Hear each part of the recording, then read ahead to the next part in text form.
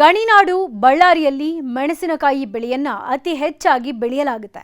ಆದರೆ ಮೆಣಸಿನಕಾಯಿ ಬೆಳೆದ ರೈತರು ಮೇಲಿಂದ ಮೇಲೆ ನಷ್ಟ ಅನುಭವಿಸ್ತಾನೆ ಇದ್ದಾರೆ. ಈ ವರ್ಷ ಕೂಡ ಮೆಣಸಿನಕಾಯಿ ಬೆಳೆಗೆ ಮಚ್ಚೆ ರೋಗ ಕಾಣಿಸಿಕೊಂಡಿದ್ದು ಇಳುವರಿ ಕುಂಠಿತ ಆಗುವ ಆತಂಕ ಶುರುವಾಗಿದೆ.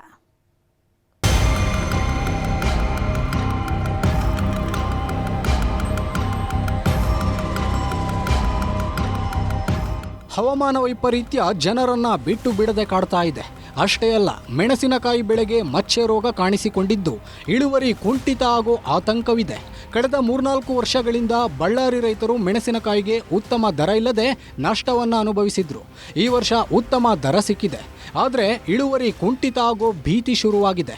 ಮೆಣಸಿನಕಾಯಿ ಬೆಳೆಗೆ ಹವಾಮಾನ ವೈಪರೀತ್ಯದಿಂದ ಮಚ್ಚೆ ರೋಗ ಕಾಣಿಸಿಕೊಂಡಿದ್ದು ಎಷ್ಟೇ ಕ್ರಿಮಿನಾಶಕ ಸಿಂಪಡಿಸಿದ್ರೂ ಹತೋಟಿಗೆ ಬರ್ತಾ ಇಲ್ಲ. ಪ್ರತಿ ಎಕರೆಗೆ 20ರಿಂದ 25 ಕ್ವಿಂಟಾಲ್ ಮೆಣಸಿನಕಾಯಿ ಬೆಳೆಯಲಾಗ್ತಾ ಇತ್ತು. ಆದರೆ ಈಗ ಎಕರೆಗೆ 10 ಕ್ವಿಂಟಾಲ್ ಮೆಣಸಿನಕಾಯಿ ಬೆಳೆಯೋದು ಕಷ್ಟ ಎನ್ನುತ್ತಿದ್ದಾರೆ. ಈ ವಾತಾವರಣದಿಂದ ಗಿಡ ಬೂದಿ ರೋಗ ಮಚ್ಚೆ ರೋಗ ಬಂದು ಎಕರೆಗೆ 20 ಕ್ವಿಂಟಾಲ್ ಮೆಣಸಿನಕಾಯಿ ಬರುತ್ತಾ ಅಂಥದ್ದು 10 ಕ್ವಿಂಟಾಲ್ ಬರೋ ಪರಿಸ್ಥಿತಿ ಕೂಡ ಇಲ್ಲ. ಇವಾಗ ಆ ಅಡೆಗಳ ಕಾಯಿ ಬೇಯಿಸಿದ್ದೇವೆ, ಆ ಮೇಗಳದು ಕಾಯಿ ಎಲ್ಲ ಬಂದು ಕಾಯಿ ಕಾಪೆಲ್ಲ ಉದುರ್ತೈತೆ. ಆ ಸಣ್ಣ ಕಾಯಿ ಇರೋದ್ರಿಂದ ಭಾಳ ತುಂಟಾಗ್ತದೆ ಕಾಯಿ. ಅದು ಎಲ್ಲ ನಾಳೆ ಮಾರ್ಕೆಟಿಗೆ ಅದು ಹರಿದು ಹೋದ್ರೂ ಕೂಡ ಅದು ಎಕರೆಗೆ 2-3 ಕ್ವಿಂಟಾಲ್ ಕೂಡ ಬರೋ ಮೇಲೆ ರೈತರಿಗೇನು ಪರಿಹಾರ ರಾಜ್ಯ ಸರ್ಕಾರ ಕೇಂದ್ರ ಸರ್ಕಾರ ಇದ್ರ ಬಗ್ಗೆ ಗಮನ ಹರಿಸಿ ಸಮೀಕ್ಷೆ ಮಾಡಿಸ್ಬೇಕು. ಸಂಬಂಧಪಟ್ಟ ಅಧಿಕಾರಿಗಳಿಗೆ ನ್ಯಾಯ ಕೊಡಿಸ್ಬೇಕು. ಎಕರೆಗೆ 1 ಲಕ್ಷ ರೂಪಾಯಿ ಲಾಸ್ ಆಗ್ತೈತೆ, ಇದು ಪರಿಹಾರ ಕೊಡಬೇಕಂತ ನಾವು ಕೇಳ್ತಾ ಇದ್ದೀವಿ. ಬಳ್ಳಾರಿ, ಕಂಪ್ಲಿ, ಸಿರುಗುಪ್ಪ, ಕುರುಗೋಡು ಭಾಗದಲ್ಲಿ ಮೆಣಸಿನಕಾಯಿ ಬೆಳೆ ಬೆಳೆಯಲಾಗ್ತಾ ಇದೆ. ಭೂಮಿ ಇಲ್ಲದೆ ರೈತರು ಕೂಡ ಲೀಸ್ ಆಧಾರದಲ್ಲಿ ಭೂಮಿ ಪಡೆದು ಮೆಣಸಿನಕಾಯಿಯನ್ನು ಬೆಳೆದಿದ್ದಾರೆ.